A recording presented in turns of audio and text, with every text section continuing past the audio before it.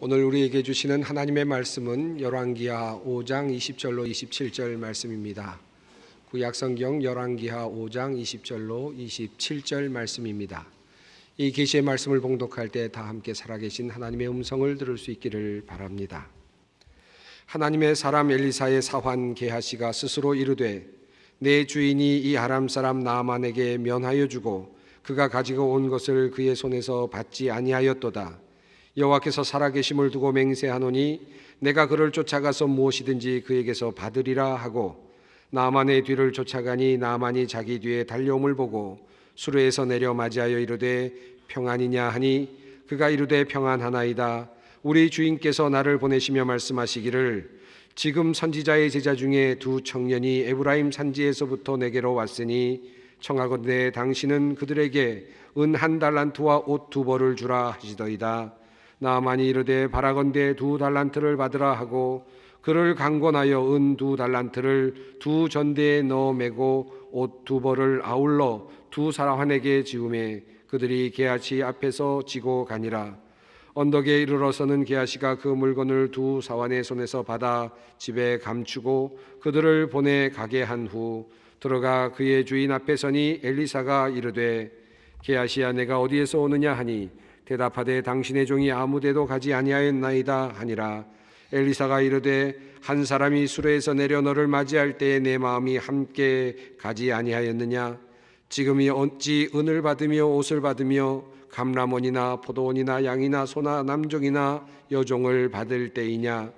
그러므로 나아만의 나병이 내게 들어 내 자손에게 미쳐 영원토록 이르리라 하니 게하시가 그 앞에서 물러나오매 나병이 발하여 눈같이 되었더라. 아멘. 제가 뭘 잘못했습니까? 제가 뭘 잘못했습니까? 아무리 되짚고 뒤집고 생각해 보아도 이해할 수가 없습니다. 선생님과 저의 관계가 고작 이것이었습니까? 이것밖에는 아니었나요? 선생님과 함께 했던 시간이 생각납니다. 선생님께서 엘리야를 따르셨듯이 저도 선생님을 따랐습니다. 선생님이 엘리야 선생님보다 더 큰 은사를 사모하셨듯이 저도 그랬습니다. 그래서 저는 선생님을 따랐고 충성스럽게 모셨습니다. 선생님께서도 저를 특별하게 대우해 주셨지요. 언젠가 수냄 여인의 아들을 고치실 때 저에게 지팡이를 가라고 특별하게 저에게 부탁도 하셨습니다. 저는 선생님을 아버님처럼 따랐고 선생님도 저를 아들처럼 대우해 주셨습니다. 그런데 어쩌다 우리가 이렇게 되었습니까? 선생님께서 저를 내치실 만큼 그렇게 제가 큰 죄를 진 것입니까? 그냥 내치신 것도 아니고 문둥병에 걸려서 저를 오도 가도 못하도록 하셨습니다. 압니다. 저에게 조금 잘못이 있다는 것 인정합니다. 제가 선생님의 이름을 팔았습니다. 맞습니다.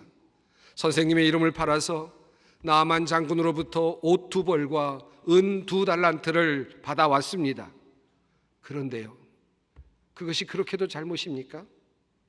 그렇게도 큰 죄였습니까? 당신의 수제자를 문둥병에 걸려 그렇게 살도록 할 만큼 그렇게 큰 죄였습니까? 왜냐고요? 왜 시키지도 않는 일을 했느냐고요? 왜 앞에서 거짓말을 했느냐고요? 정말 모르십니까? 우리 형편을 한번 보십시오. 여기서 공부하는 예언자 수련생들이 얼마나 많이 있습니까? 100여 명이 넘는 학생들이 이곳에서 함께 살고 있지 않습니까?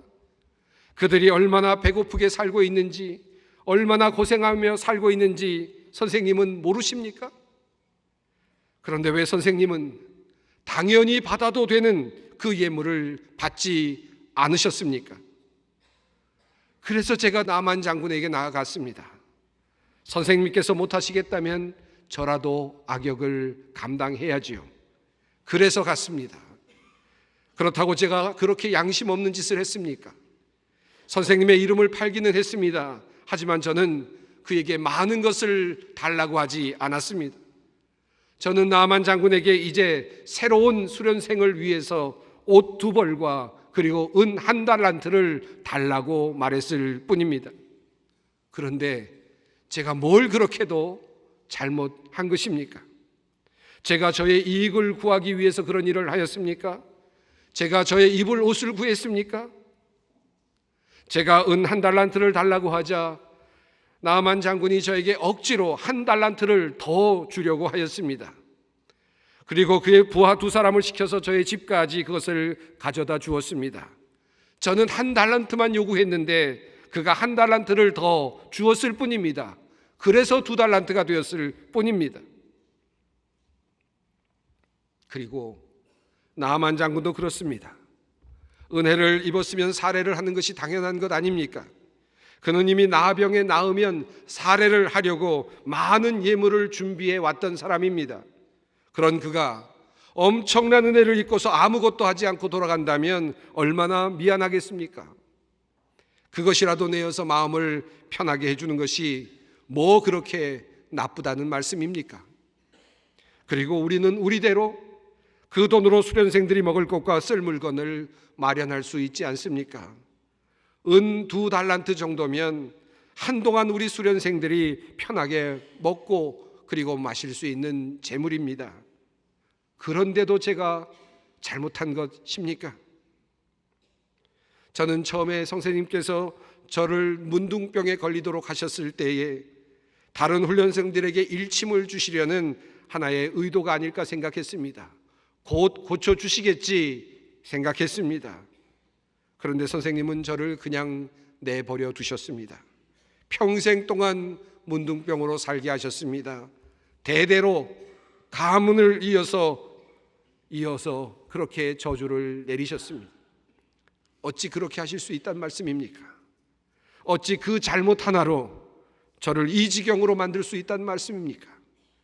저의 안위를 위해서 한 일도 아닌데 말입니다. 엘리사님, 말씀 좀 해보십시오. 저를 좀 속 시원하게 만들어 주십시오. 대답 좀 해주시기 바랍니다. 그리고 저를 그 일을 성서에 적으셔서 저의 이름이 대대로 비난받는 이름이 되도록 만드셨습니다. 마치 욕심을 내어서 자기 것을 챙긴 사람인 것처럼 그렇게 성서에서 성경에서 오해받도록 만들어 놓으셨습니다. 이게 뭡니까? 이것이 제가 중심으로 엘리사님을 모시고 따랐던 결과입니까? 제가 하나님을 따르고 그리고 하나님을 위해서 자기 인생을 바치려 했던 그 결과이고 보상입니까? 엘리사님, 말씀 좀 해보십시오. 저에게 답을 좀 주십시오.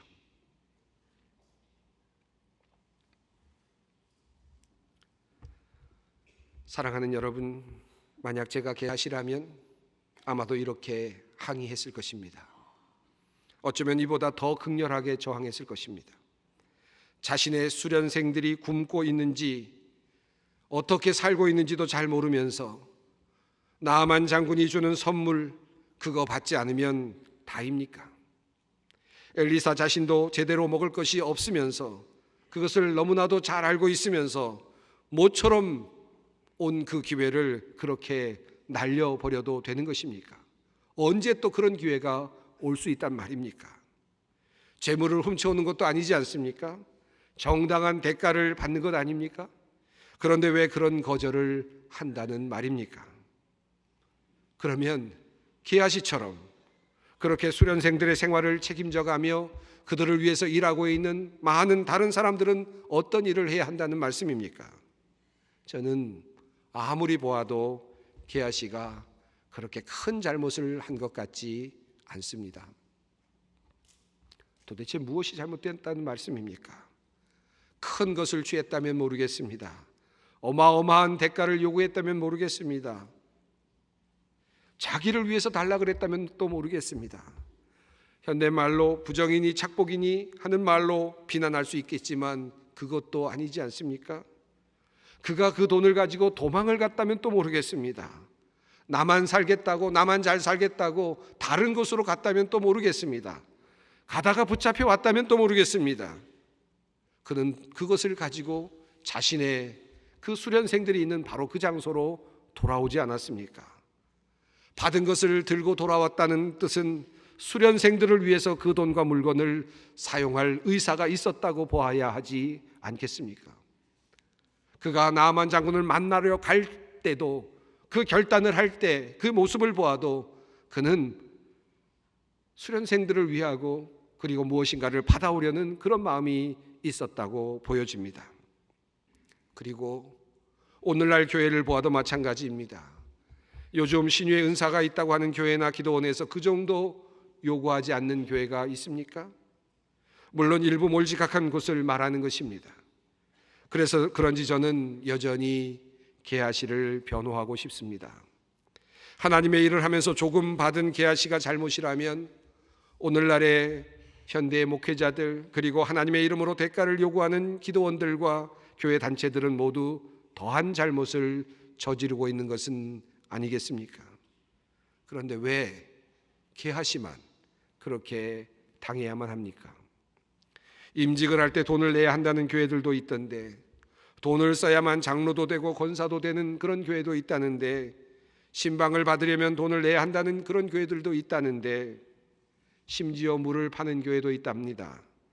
이 물은 특별한 물이어서 병도 낫게 한다면서 장수하고 무병하다고 선지자가 특별히 기도해서 얻은 물이라고 선전하며 그렇게 판답니다. 심지어 물값도 매기지 않고 비싸게 살수록 효과가 있다고 말하는 그런 장사꾼들도 있다는데 말입니다. 도대체 게하시는 왜 하나님의 징벌을 그토록 심하게 받아야만 한 것입니까? 오늘의 이야기 속에는 한 가지 단순하고 명백한 원칙이 숨겨져 있습니다. 엘리사가 나아만 장군에게, 시리아 사람 그에게 알려주려고 하였던 가치가 있었습니다. 그것은 바로 이 세상에는 없는 하늘나라의 가치였습니다. 시리아에서는 결코 경험할 수 없는 삶의 원리, 그러나 이스라엘에는 있는 원리, 그 가치는 바로 값으로 계산되지 않는 하나님의 은혜였습니다. 즉 하나님의 은혜가 값없이 공짜로 주어지는 것임을 경험하도록 하려는 것이었습니다. 사실 하나님의 은혜는 값없이 주어지는 것입니다. 무엇을 해서 얻어지는 것이 아닙니다. 이것이 하나님 나라의 원리입니다. 은혜는 그런 것입니다. 값을 치르면 그것은 은혜가 되지 않습니다. 그런데 게하시는 바로 그것을 망쳐놓고 말았습니다. 하나님의 은혜의 현장에서 이방인인 나아만 장군에게 대가를 요구함으로써 하나님을 이방신과 다름없는 신으로 만들어 버리고 말았습니다. 대가를 위해서 능력을 사용하는 초라하고 저급한 신으로 그렇게 만들어 놓고 만 것입니다. 대가도 중요하죠. 하나님의 공동체 교회를 이끌어 나가기 위한 경비도 필요합니다. 사역을 이어가기 위한 비용이 필요합니다. 감사의 예물도 매우 중요한 신앙의 덕목이기도 합니다. 그러나 이것 때문에 공짜로 주어지는 엄청난 하나님의 은혜가 훼손되게 된다면 그것은 가장 중요한 기독교의 진리를 망가뜨리는 것이 되는 것입니다. 우리 주님께서 성서를 통하여 말씀하십니다. 오라 너희 모든 목마른 자들아 물러 나오라 돈 없는 자도 오라. 너희는 와서 사 먹되 돈 없이 값없이 와서 포도주와 젖을 사라. 하나님께서는 우리에게 값없이 구원의 은총을 주셨다는 사실을 밝히 알리고 싶어 하십니다. 은혜로 우리가 구원받았음을 알리고 싶어 하십니다. 물론 하나님께서 치르신 대가는 엄청났습니다. 자신의 외아들의 목숨과 바꿀 만큼 하나님께서는 내어놓으신 희생이 대단했습니다. 그러나 하나님은 그것을 우리들에게 값없이 주셨습니다. 하나님께서는 이 세상과 다른 하나님의 나라의 원리를 우리들에게 알려주시기를 원하십니다.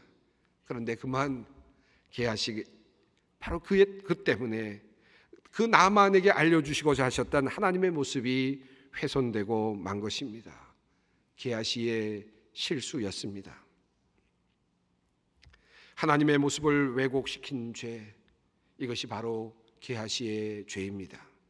하나님께 돌아갈 영광을 돈으로 바꾼 죄입니다. 세상의 가치로 바꾼 죄입니다.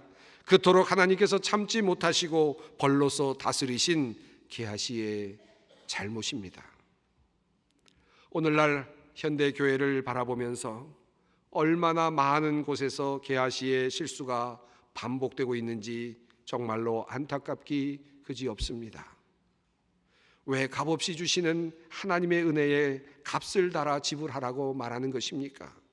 하나님의 은혜에 왜 값을 달아 매기는 것입니까? 하나님을 위하는 일을 하기 위해서 헌금을 거둔다고 합니다만, 그러나 그것 때문에 도리어 정작 하나님의 일을 방해하는 일들이 얼마나 많이 일어나고 있습니까? 은혜를 버러지의 형상으로 바꾸어 버리는 것입니다. 중세교회가 그러했습니다. 면죄부 통을 만들고 면죄부를 사서 통에 넣으면 죽은 가족들의 영혼이 하늘나라를 올라간다고 가르쳤습니다. 그래서 돈이 많이 모였습니다. 고행을 장려하고 그것을 통해서 마치 하나님의 은총을 받을 수 있는 것처럼 선전했습니다. 그런데 중세교회는 그만 그런 일을 하다가 공짜로 주어지는, 값없이 주어지는 하나님의 은혜를 전달하는데 실패하고 말았습니다. 중세와 종교개혁 시대를 연구한 어느 교회사가는 중세교회를 진단하면서 이렇게 말합니다. 중세 시대에 살던 교인들이 갈급하였던 것은 구원의 확실성이었다. 그들은 끊임없이 미사를 드리고 면죄부에 기부를 하고 고해성사를 하고 고행을 하고 자선을 베풀도록 강요되었지만 정작 구원을 보장받지는 못하고 있었다. 그들은 끊임없이 교회에 머물러 끊임없이 일을 하고 있었지만 여전히 갈급한 마음에서 해방되지 못하고 있었던 것이다. 그러나 교회는 끝까지 구원의 확실성을 말해주지는 않았다. 중세교회는 교회 건물을 크게 짓고 그 위용을 자랑하는 데 성공하였지만 교인들이 주일에 수없이 교회에 나와서 움직이게 하고 봉사하게 하고 일하는 데는 성공하였지만 값없이 주시는 하나님의 은혜를 바르게 전달하는 데에는 그만 실패하고 말았습니다. 오늘날 한국교회는 세상에 값없이 주시는 하나님의 무한하신 은혜를 제대로 전달하고 있는 것입니까? 하늘나라의 질서, 이 세상이 갖지 못한 이 귀한 질서를 우리들은 이 세상에 잘 나타내 보여주고 있는 것 맞습니까? 엘리사가 나병을 앓던 시리아의 장군 나아만을 요단강에서 씻도록 하고 고쳐 주었을 때 엘리사는 시리아에서는 도저히 상상할 수 없는 방식으로 그에게 다가갔습니다. 값없이 주어지는 치유의 은혜, 불치의 병이었습니다. 고질적인 병이었습니다. 그 병이 치료되었는데 어떠한 대가도 요구하지 아니하시는 하나님, 값으로 계산할 수 없는 은혜, 바로 그것을 엘리사는 이방인에게 가르쳐 주기를 원했습니다. 그것 때문에 나아만은 하나님을 알고 두려워하게 되었고 하나님을 섬기는 종이 됩니다. 시리아에 돌아가서도 하나님을 섬기겠다고 말했습니다. 시리아 땅에도 하나님의 이름이 높임을 받으시게 된 것입니다. 오늘날 한국교회는 어떻습니까? 교회에서 우리는 과연 이 세상이 갖지 못한 하늘의 질서를 경험할 수 있습니까? 우리의 교회는 이 세상을 향하여 이 세상이 갖지 못한 하늘의 지혜를, 하늘의 방식을 가르쳐 줄 수 있는 것입니까? 사랑하는 성도 여러분, 우리 모두는 하나님의 종이요, 하나님의 편지요, 하나님의 향기입니다. 우리는 주님의 보혈로 구원을 받았고, 그리고 주님의 이름을 높이고 그분께서 우리를 위해서 하신 일, 하고 계신 일, 그리고 하시기로 작정하신 일들, 그 놀라운 약속들을 알리고 선포하기 위해서 소명을 받았습니다. 세상 사람들은 값을 계산하는 법에 관심이 많습니다. 값을 계산하고 그리고 그것을 분명하게 하는 일에 관심이 높습니다. 우리들은 이 세상에서 자신의 몸값을 올려서 값비싼 사람이 되도록 노력합니다. 그리고 그 법을 배웁니다. 세상의 원리, 세상의 원칙은 그러합니다. 이방 나라 나아만 장군이 살던 바로 그 시리아 땅에서 있었던 그 원칙처럼 말입니다. 그러나 우리는 다릅니다. 우리는 세상이 갖지 못한 삶의 원리를 자랑합니다. 삶의 원리를 자랑해야 합니다. 희생하고 나누고 사랑하고 베풀고 끊임없이 또 사랑하고 베풀고 조건 없이 나누어 주고, 교회는 값없이 주시는 하나님의 은혜를 가르치는 통로가 되어야 합니다. 값없이 주시는 하나님의 은혜의 통로가 되어야 합니다. 우리는 부자가 되는 법을 배우기 위해서 교회에 나오는 것이 아닙니다.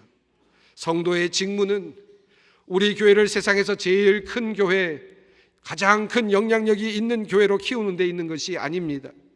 제일 많은 성도들을 자랑하는 교회를 세우는 데 있는 것이 아닙니다.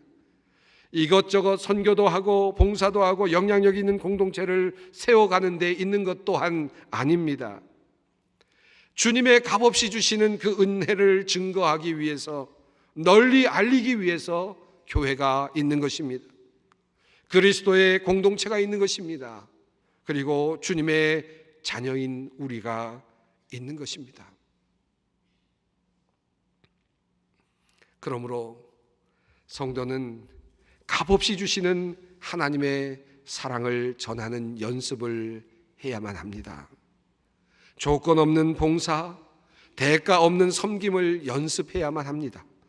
보상 없이 나누어 주시는 하나님의 그 무한하신 사랑의 가치를 훼손하거나 망가뜨려서는 안 됩니다. 세상 사람들에게 하늘나라의 고귀한 질서를 드러내고 가르치는 존재가 되어야 하는 것입니다. 우리 소망교회 모든 성도가 거저 주시는 주님의 놀라운 은총을 전하는 귀한 도구가 되었으면 참 좋겠습니다. 보다 정확히 하나님께서 여러분을 하늘나라의 원리와 질서를 드러내고 증명하기 위한 귀한 도구로 사용하여 주시기를 간절히 원합니다. 지난주 교단 총회를 마치고 참으로 부끄러운 마음으로 성도님들을 뵙게 됩니다. 세상과 다른 모습을 보여주고 세상이 갖지 못한 것을 나누어 주어야 했었는데 참으로 부끄럽습니다. 여러분의 잘못이라고 할 수는 없겠지요. 교회의 지도자들과 그리고 목회자들의 부끄러움입니다. 누구를 탓하겠습니까? 우리부터 다시 돌아보십시다. 우리 교회부터 다시 점검해 보려 합니다. 저부터 다시 한번 점검해 보고자 합니다. 우리 교회도 부족한 부분이 많이 있을 것입니다. 하나하나 찾아보며 점검하며 나아가겠습니다. 혹시 하나님의 그 은혜를 가리우는 것이 있지 않은지, 하나님의 그 풍성하신 은혜를 가리고 있는 어떤 것이 있지 않은지 하나씩 저를 돌아보고 그리고 교회를 돌아보겠습니다. 다음 주일이 되면 우리는 소망교회 창립주일을 맞이합니다. 참다운 교회가 되기 위하여 다시 한번 교회를 돌아보았으면 좋겠습니다. 한 주일 동안 함께 교회를 위해서 기도해 주시기를 바랍니다.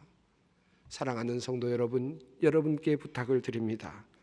여러분의 삶을 다시 한번 깊이 돌아보시기를 바랍니다. 과연 우리의 삶은 하나님의 값없이 주시는 은혜를 표현해내고 있는지, 우리 성도인 나의 삶이 다른 사람들이 나의 모습을 보면서 하나님의 값없이 주시는 그 은혜를 나를 통해서 경험하고 있는지, 희생하고 나누고 사랑하고 봉사하고 베풀고 끊임없이 인내하고 또 나누어주고 또 베풀어주는 그와 같은 하나님의 그 사랑을 나를 통해서 느낄 수 있는 것인지, 우리를 통해서 배울 수 있는 것인지, 하나님의 나라의 원리를 나를 통해서 볼 수 있는 것인지 다시 한번 깊이 생각해 보기를 원합니다.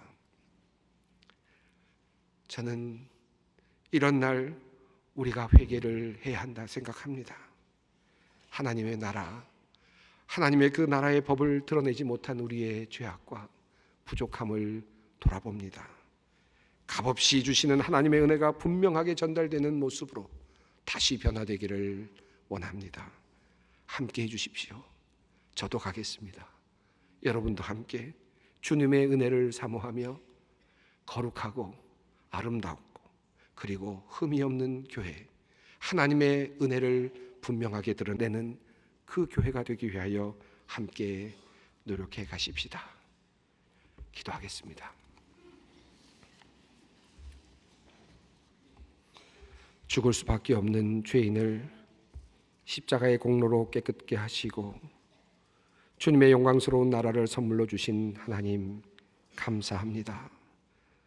대가 없이 주님께서는 우리를 구원하셨고 보상 없이 주님께서는 우리를 사랑하여 주셨습니다.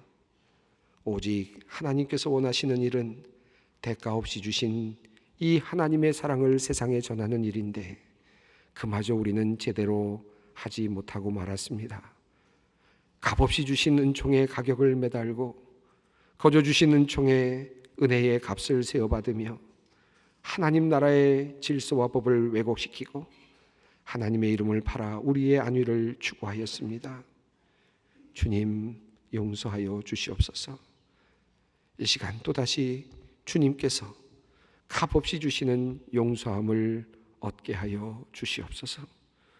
우리의 구원을 위해 십자가에서 피를 흘리시고 죽으신 우리 주 예수 그리스도의 이름으로 간절히 기도 올리옵나이다. 아멘.